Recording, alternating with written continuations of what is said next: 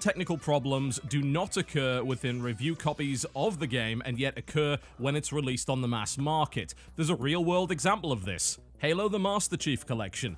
None of the multiplayer problems that this game is still plagued with to this day, to a greater or lesser extent, were revealed in the pre-release reviews of the title. Why? Because those reviews were all done in a controlled environment. The launch issues with Diablo 3 Era 37, as well as the issues that plagued SimCity upon launch, should all be solid evidence that if a game contains a multiplayer component, you cannot necessarily guarantee that the reviews will be representative of the consumer experience on launch.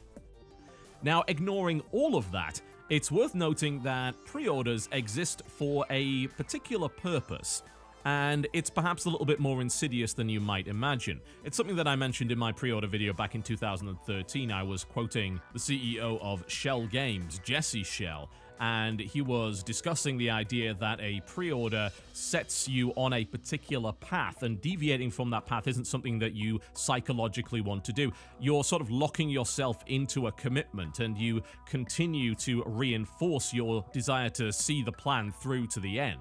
Essentially, someone that pre-orders a game is more likely to seek out positive coverage of said game and engage in confirmation bias, which in turn makes it less likely that they would cancel the pre-order regardless of whether or not negative information about the product came to light prior to the game's release.